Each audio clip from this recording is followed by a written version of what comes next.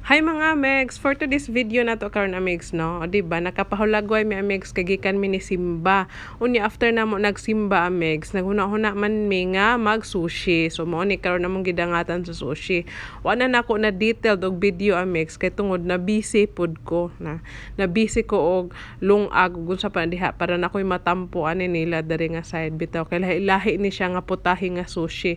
O diba lami kayo siya tan-awon Amex pero sa tinuod gyud nga part lami jud siya kay homemade man siya. So karon gihiwa na namo ang sushi. Busy kayo ako ang cousin ug ang akong sister ani nga part. Ako busy ra ko video og tilaw-tilaw ginagmay. Bitaw mga Amex so kana gihiwa na siya. Ang kami diri Amex para makatipid pwede rin kita maghimo og homemade Amex instead nga mogawas ka sa restaurant magbuhat na lang kay easy ra kayo char bita nakaigagaw lang ko og maayo mo luto pang shift ko kayo bitaw. So mo na ni karon Amex sa mong gidangatan lahi siya og putahe lahi day siya gnawong lahi og lasa pero sa tinuod gyud nga part lami gyud siya kay homemade man o diba.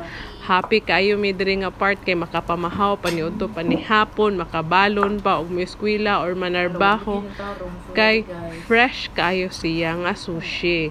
O diba? So akong sister karon happy kay siya kay natambalan iyang craving. O tapos natambalan ng kagutom and that's it. This is Yumiyoms. Thanks for watching.